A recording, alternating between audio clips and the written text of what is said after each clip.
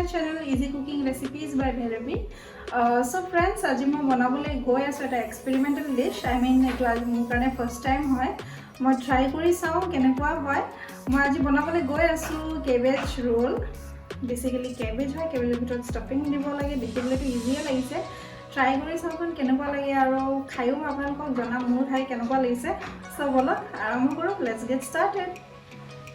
So friends, এয়া মই দুইটা আলু লৈ লৈছো আৰু এইখিনি মই কাটি বইল কৰি লম আমাৰ ভিতৰৰ কেবেজ ৰলৰ ষ্টাফিংৰ কাৰণে।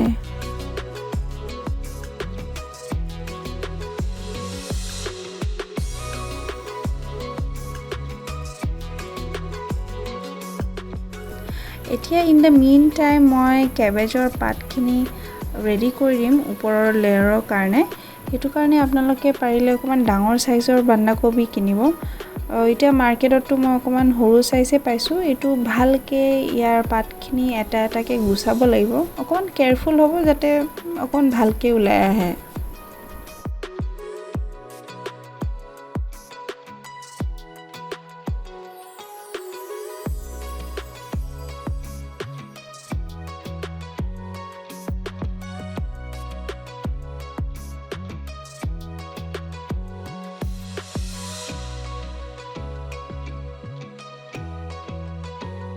সো মোৰ বন্ধাকবিৰ পাতখিনিটো এৰুৱা হৈ গৈছে। সো এতিয়া এইখিনি আপোনালোকে ধুনীয়াকে কেৰাহীত 10 মিনিটছৰ কাৰণে ঢাকি বইল কৰিব।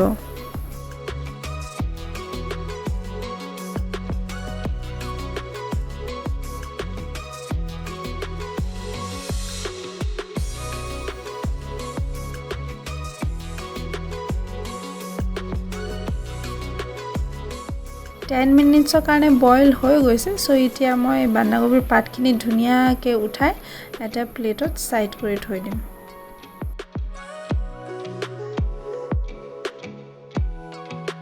সো বলক এতিয়া ষ্টাফিংখিনি ৰেডি কৰো। তাৰ বাবে মই পেন বহাইছো আৰু পেনত 3 টেবুলস্পুন ৰিফাইন অইল ইউজ কৰিছো। ৰিফাইন অইলখিনি গৰম হোৱাৰ পিছত মই তাতে 2 মিডিয়াম সাইজ মিহি মিহিকে কাটা পিয়াজ এড কৰিছো। পিয়াজখিনি অকমান ট্ৰান্সলুসেন্ট গোল্ডেন ব্ৰাউন হৈ নজালৈকে ষ্টিৰ ফ্ৰাই কৰিব। ইমান বেছি ফ্ৰাই কৰিব নালাগে। তাৰ পিছত এতিয়া মই তাতে এড কৰিছো 100 গ্ৰাম পনীৰ। পনীৰখিনিও মই ভালকে ক্ৰাশ কৰি লৈছো। তাৰ পিছত আপোনালোকে এইটো আকৌ ফ্ৰাই কৰিব।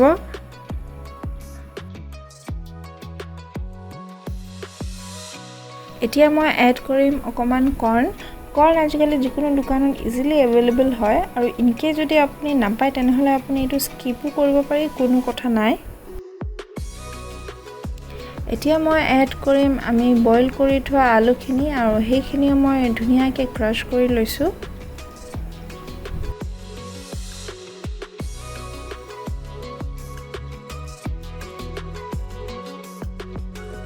এতিয়া মই ইয়াতে নিমখ দিম সোৱাদ অনুসৰি। তাৰ পিছত মই ইয়াতে অকমান ব্লেক পেপাৰ দিম। তাৰ পিছত অকমান গৰম মছলা আৰু এতিয়া আটাইখিনি ভালকে মিক্স কৰিম। আৰু ফ্লেমটো আপোনালোকে লো মিডিয়ামৰ মাজতে ৰাখিব কাৰণ হাই দিলে জ্বলি যোৱাৰ চান্সেছ থাকে।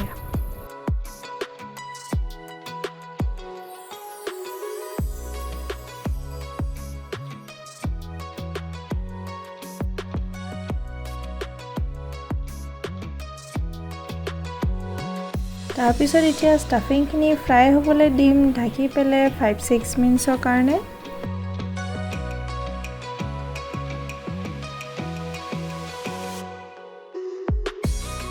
আমাৰ ষ্টাফিংখিনি ৰেডি হৈ গৈছে। সো এতিয়া বলক কেবেজ ৰোলখিনি বনাবলৈ আৰম্ভ কৰো। সো এতিয়া ফাৰ্ষ্টত মই কেবেজৰ পাত এটা লম আৰু তাতে আমাৰ ষ্টাফিংটো অকমান আলু চপৰ শেপ দি পেলে মই প্লেস কৰি দিম। তাৰ ওপৰত মই অকমান মজেৰেলা চিজ এড কৰিম।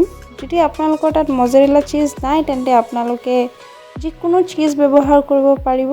তাৰ পিছত মই এইখিনি এনেকে শেপ দি পেলে ৰোল কৰি দিম আৰু ঠিক তেনেদৰে মই বাকিখিনিও ৰেডি কৰি লম।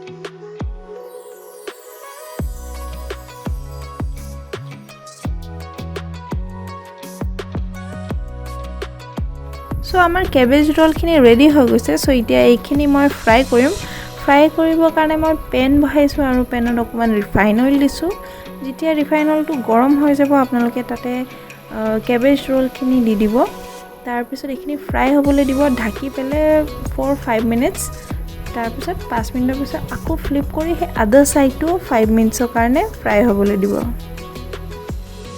আৰু ফ্লেমটো আপোনালোকে লো মিডিয়ামৰ মাজতে ৰাখিব কাৰণ হাই দিলে জ্বলি যোৱাৰ চান্সেছ থাকে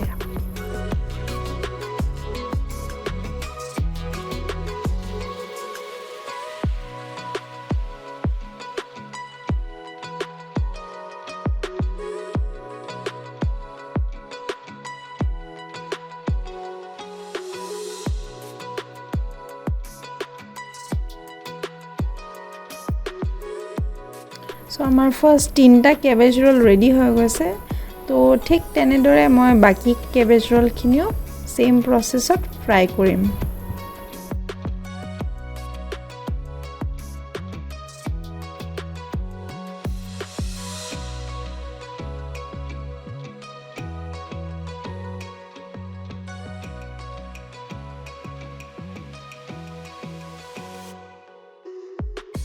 फ्रेंड्स केबेज रोलखिनि रेडी হৈ গৈছে সো এই আপোনালোকে টমেটো কেচাপ বা মেয়োনিজৰ লগত সাৰ্ভ কৰিব পাৰে আৰু এই আছাও ভিতৰ স্টাফিংখিনি দেখিবলৈ খুবেই ইয়ামি লাগি আছে